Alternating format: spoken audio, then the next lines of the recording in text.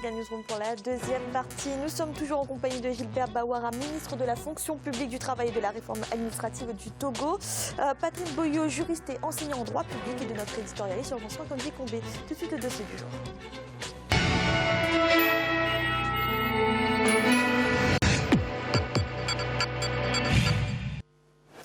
Le processus de réconciliation en marche au Togo, une mission délicate dévolue au Haut Commissariat à la réconciliation et au renforcement de l'unité nationale, et ce conformément aux prescriptions de l'accord politique de 2006. Cette mission s'effectue sur la base du rapport de la commission Vérité, Justice et Réconciliation remis au chef de l'État il y a 6 ans. Au reportage de notre correspondante Emefa Kofi. Le Haut Commissariat à la réconciliation et au renforcement de l'unité nationale en quête d'une union véritable des fils et filles du Togo. Un impératif pour le HRUN à qui cette mission a été confiée par le président Faure Gnassingbé à la suite de la remise du rapport de la commission Vérité, Justice et Réconciliation mise en place selon l'esprit de l'accord politique global de 2006. La CVJR a donc enquêté sur les violences politiques qu'a connues le Togo sur la période 1958 à 2005. Une période identifiée comme la plus sensible de l'histoire du pays. Elle peut être scindée en 4 grandes parties. Le Togo sous Sylvanus Olympio et les coups d'État du 13 janvier 1963. Le Togo sous Nicolas Gruniski suivi du coup d'État 1967. Le régime de Gnassingbé Adema et l'ère des contestations de 1967 à 2005. Puis les violences de 2005. Après 2 années et 10 mois d'activité, un rapport a été remis au chef de l'État togolais comprenant 68 recommandations pour un Togo réconcilié.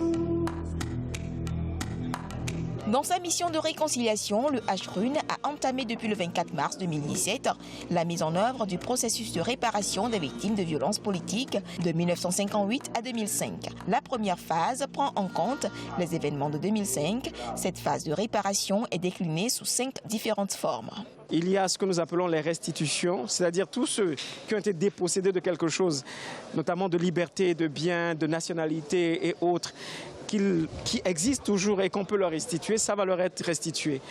Une deuxième forme de réparation va être une évaluation pécuniaire ou financière des dommages psychologiques et financiers et moraux qu'ils ont pu subir pour pouvoir leur donner une somme symbolique représentant la reconnaissance de leur statut de victime. Une troisième forme de réparation peut être la prise en charge psychologique ou médicale des gens qui sont dans une situation de vulnérabilité, mais aussi une prise en charge sociale ou alors un accompagnement juridique ou judiciaire pour ceux qui ont l'intention de porter plainte. Une quatrième forme de réparation, c'est tout ce qui se rapporte à la recherche des disparus, à l'exhumation des gens qui ont été enterrés dans des lieux indus, ou bien à tout ce qui concerne les mémoriels. La dernière forme de réparation, c'est tout ce qui se rapporte à l'ensemble des processus de réforme, des réformes institutionnelles et autres, qui vont permettre de garantir la non-répétition. Afin donc de porter à la connaissance de la population les informations liées au processus de réparation, le Haut Commissariat à la réconciliation et au renforcement de l'unité nationale a initié une série de rencontres déroulées du 10 au 31 mai 2017 sur l'ensemble du territoire. On m'accuse d'avoir transporté l'urne pendant les élections. Ils ont voulu m'assassiner. J'étais à Zanguera et j'étais obligé de fuir à Niekonakwe. Ce n'est qu'après 2 ans que je suis revenu. Actuellement, je suis malade. J'ai souvent des maux de cœur à cause de ces troubles. C'était 1992. Nous sommes attaqués à Soudou dans le convoi de notre leader de l'IFC, Justice Olympio. Et la CVJR est venue, nous nous sommes présentés. On demande de pardonner, se réconcilier. Oui, c'est vrai, c'est bon. Il est pardonné. Où est la justice? Où est la vérité? Comment peut-on pardonner si on ne connaît pas l'agresseur? Comment peut-on se réconcilier si on ne reconnaît pas ce qu'on a fait? Qu'il y ait d'abord la justice pour la vérité avant la réconciliation. Si beaucoup sont d'accord sur le principe de réconciliation avec à la base la justice transitionnelle, il y en a qui émettent encore des réserves. La nécessité de rendre publics les présumés auteurs a été évoquée. Je propose à HRUN, tout d'abord aux autorités, les grands de ce pays, qu'ils fassent le premier pas envers la population. parce que c'est eux qui dirigent le pays. Mais s'ils ne le font pas, donc le travail n'est pas encore achevé, enfin je ne dirais même pas encore commencé. Quelqu'un peut même avoir, on peut lui donner des milliards, il ne sera pas satisfait parce que son émotion est toujours là. Un second volet dans le contexte, qui a offensé qui? Si je vais pardonner à quelqu'un, il faut que je connaisse la personne. C'est humain. Troisième problème que je vais ajouter, c'est que quand nous parlons de l'Afrique du Sud, c'est ceux qui ont été brimés pendant longtemps qui sont venus et qui ont dit que nous pardonnons. Afin de toucher toutes les couches de la population, des comités de paix au total 7 par préfecture aident le Haut-Commissariat à la réconciliation et au renforcement de l'unité nationale. Objectif, disséminer l'information sur le programme de réparation. Ces comités de paix sont des dispositifs mis en place par le programme des Nations Unies dans l'architecture de paix afin de servir de relais notamment aux Haches-Runes dans les coins les plus reculés du Togo. Cette mission de réconciliation, selon plusieurs observateurs, mérite d'être revue pour une réconciliation véritable. C'est l'État qui a mis cela en place. Est-ce que les préoccupations des individus, la population à la base, est-ce que les préoccupations sont prises en compte? Et cette tournée-là a permis de toucher du doigt les préoccupations des populations. Et pour moi, il serait important pour Hache-Krune de faire encore marche arrière et de recorriger le tir, parce que ça doit aboutir. 2 milliards de francs CFA, c'est le montant déboursé par l'État togolais pour cette première étape afin de soulager les victimes politiques de 2005. Une période répartie suivant les troupes sociopolitiques suite au décès du président Gnassingbé Eyadema et également après la présidentielle du 24 avril 2005. Pour ces deux événements, le nombre de victimes est de 7057, mais la première tranche d'indemnisation couvrira seulement 2475 victimes. De 1958 à 2005, le nombre total de victimes enregistrées après les auditions de la Commission Vérité, Justice et Réconciliation est de 22 415. Monsieur le ministre, quel bilan faites-vous du travail déjà effectué par le Haut-Commissariat à la réconciliation? Comme cela a été bien évoqué dans votre reportage, la réconciliation nationale est en marche. Au Togo, il faut dire aussi que la réconciliation, c'est un processus. C'est un processus complexe et long. Alors, où en est-on de ce processus? Et je voulais aussi dire, généralement, les gens pensent que le processus de réconciliation au Togo a été engagé à la suite du dialogue politique de 2006 et de la signature de l'accord politique global. En réalité, il n'en est pas ainsi. Le président Faure, la première chose à laquelle il s'est attaché au lendemain de son élection, c'était le processus de réconciliation nationale, en créant les conditions de sécurité et de confiance pour permettre aux Togolais qui étaient réfugiés ou déplacés à l'intérieur du pays ou réfugiés dans les pays voisins de pouvoir rentrer et contribuer à la réconciliation nationale et au développement du pays.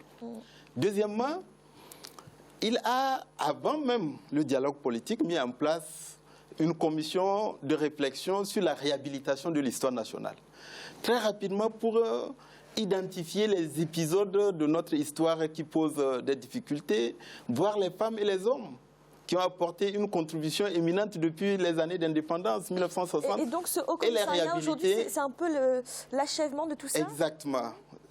Et ensuite maintenant, le dialogue politique est venu préconiser la mise en place d'un processus de réconciliation nationale formel. Là encore, le président Faure et le gouvernement ont voulu que ce soit un processus participatif et inclusif.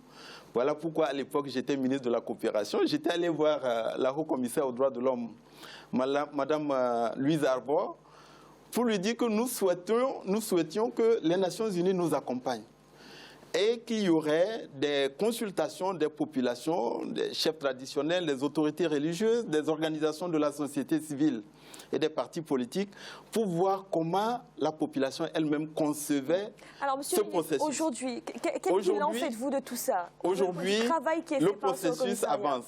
D'une part, le souci de vérité a été établi. Il y a eu une commission nationale d'enquête sur les violences électorales de 2005 et les Nations Unies également ont mené des enquêtes. Ça a permis d'éclairer les Togolais. Deuxièmement, lorsque la CVJR a été mise en place, en 2009, cela lui a permis d'analyser en profondeur tous les épisodes de violence politique que le Togo a connus et de préconiser un certain nombre de mesures que le HCROUN, le Haut Commissariat à la réconciliation et au renforcement de l'unité nationale, est en train de mettre en œuvre. En dehors du travail, des actes qui sont mis en œuvre dans le cadre du HCROUN, je voudrais aussi mentionner un certain nombre de mesures et d'actes que le gouvernement également a pris. La réforme des services de sécurité, de la police, de la gendarmerie, de l'armée. Faire en sorte que la police et la gendarmerie s'occupent exclusivement des actions de maintien de l'ordre et de sécurité et que l'armée retourne à sa vocation ordinaire. Les réformes institutionnelles et politiques pour renforcer le climat d'apaisement, amener l'ensemble des acteurs à pouvoir travailler ensemble. Alors, je vais quand même prendre l'avis de M. Patrick Mboyo. Quel regard portez-vous sur ce processus de réconciliation au Togo? Le ministre vient de parler de tout ce processus qui a été un long processus du travail aujourd'hui du Haut Commissariat à la réconciliation. Où en est-on? Le travail est assez perçu de manière assez, je dirais, mitigée au niveau de la population, parce que c'est la population qui est la première concernée dans ces travaux de réconciliation. Comme l'a dit un acteur de la société civile dans le reportage qui vient de passer, le pardon ne se décrète pas. Pas plus que la réconciliation ne se décide d'en haut. Et alors, dans ce travail de réconciliation qui est assez louable, il faut le dire, parce que ça consiste à faire sentir à la population qu'elle est impliquée dans la vie de la nation et que, contrairement à certains pays, ce n'est pas que les élections qui permettent au peuple de s'exprimer à un moment, à l'instant T. Mais ce que moi je trouve qui est à parfaire, en tout cas des éléments de vigilance, c'est le fait que les autorités, en particulier le président Faure Gnassingbé, ne donne pas encore des signaux assez forts à la population. Alors, c'est-à-dire comme signaux? C'est-à-dire, sauf erreur de ma part, monsieur le ministre, vous pourrez me corriger sur ce point, son frère, Pacha Gnassingbé, qui a demandé pardon publiquement à la télévision nationale il y a quelques années, n'a jamais reçu le pardon de son frère, qui est de surcroît président de la République, père de la nation, et c'est lui qui prône la réconciliation nationale. Je pense que s'il peut déjà essayer de décompter, je ne suis pas avocat de son frère, mais je dis simplement que ça pourrait être un signal assez fort pour permettre à la population de pouvoir avancer, parce que la population a aussi quelque part l'impression d'être poussée un petit peu, malgré elle, puisque l'État a décidé qu'il n'y aurait pas de coupable et que ce sera l'État qui va emporter la responsabilité. C'est un petit peu dans cette logique que le Haut Commissariat à la réconciliation nationale et au renforcement de l'unité nationale a été conçu pour avec seul principe, c'est que on reconnaît le statut des victimes aux personnes qui ont été victimes, c'est très bien, mais de l'autre côté, il n'y a pas de coupable identifié, même si ces coupables ne risquent pas trop de sanctions pénales. Alors, on va peut-être avoir la réponse du ministre quand même agir sur ces points. Alors, justement, sur ce que soulève M. Patrick Mboyo. Non, je voulais lui dire que la réconciliation ne met pas fin au système de justice ordinaire. Il évoque un cas qui relève beaucoup plus de la justice ordinaire. Le frère du président n'est pas en détention parce qu'il est le frère du président, il est en détention parce que la justice l'a reconnu coupable d'une infraction qui n'a rien à voir avec le processus de réconciliation dont nous parlons. Deuxièmement, je voulais rappeler que le mandat de la CVJR couvrait de 1958 à 2005. Et cette période-là, c'est plusieurs gouvernements et régimes qui se sont succédés. Le mérite du président Faure, c'est qu'en réceptionnant le rapport de la CVJR, ces premiers mots ont été des mots de demande de pardon au nom de l'État pour tout ce qui a pu être posé comme acte ayant contribué à ces violences politiques ou ce qui n'a pas été fait en termes d'omission pour éviter que ces situations n'arrivent. C'est rare à travers le monde d'avoir un acteur politique, un responsable politique qui admet que peut-être il y a eu des manquements. Alors, deuxièmement, le plus important, c'est les réformes et les mesures qui sont mises en œuvre pour éviter que de tels genres de méfaits ne puissent se reproduire. aussi bien touchant aux forces de défense et de sécurité, touchant à la justice, touchant aux libertés et aux droits de l'homme, et bien entendu, le grand enjeu des réformes constitutionnelles et institutionnelles pour créer davantage de cohésion et d'unité nationale pour permettre aux Togolais de continuer à avancer. Sur ce modèle, pour arbitrer un peu le débat, sur ce modèle togolais, qu'est-ce qu'il faut retenir de cette justice transitionnelle? On parle de justice transitionnelle au Togo. Alors, en termes de réconciliation. Du processus dans son ensemble, parce que la justice transitionnelle au Togo n'est qu'un élément de la problématique générale, moi je retiendrai deux éléments qui me semblent être des éléments vertueux à réfléchir dans d'autres contextes africains. Le premier élément qui a été rappelé dans le reportage, c'est que c'est un processus qui est né de la volonté des Togolais. En tout cas, on a pris en compte ce qu'ils entendaient voir installé, et c'est une manière aussi de prendre en compte le regard global, collectivement, que les Togolais jettent sur le passé et le regard qu'ils jettent sur l'avenir et sur un vouloir vivre ensemble demain.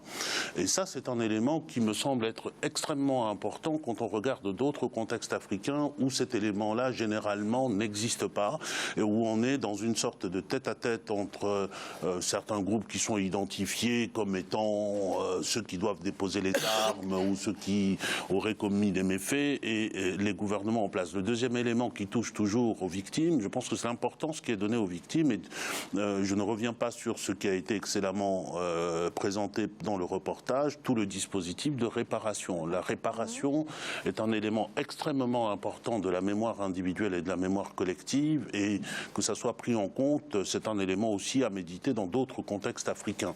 Je reste cependant un peu dubitatif sur le poids du pardon, la place qui est donnée au pardon, à titre tout à fait personnel, c'est mon avis. Je considère que le pardon est du ressort individuel. Des individus demandent pardon. Moi, je peux, si mon agresseur, ou en tout cas mon bourreau me demande pardon, je peux le lui accorder ou ne pas lui accorder. Ça, c'est du ressort des personnes, des individus. Maintenant, est-ce qu'à l'échelle collectif, la réponse à donner doit se limiter au pardon. Encore que pour pardonner, il faut que le pardon soit demandé. Et pour que le pardon soit demandé, il faut identifier celui qui a commis l'acte et que la vérité soit faite. Et donc qu'il y ait un processus où la parole soit libérée des victimes et que les bourreaux répondent, etc., etc. Et donc il manque un élément qui est l'élément de justice. Il manquait dans le reportage, mais Monsieur le ministre nous a indiqué tout à l'heure que l'élément de justice ordinaire est un élément qui poursuit son cours. J'ose espérer que tel est le cas. Merci. Et de suite à un rappel des difficultés développées en début de cette émission. Seif el-Islam Kadhafi, fils de l'ancien dirigeant libyen Mouammar Kadhafi, a été libéré le samedi 10 juin. Depuis, rien n'a filtré sur sa destination, mais certains le voient déjà jouer un rôle dans la sortie de crise en Libye.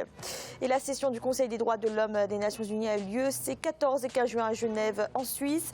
Un rapport sur le Burundi y sera présenté, rapport que dénoncent déjà les autorités. Nous allons remercier Monsieur le ministre d'avoir été avec nous. Merci. Merci.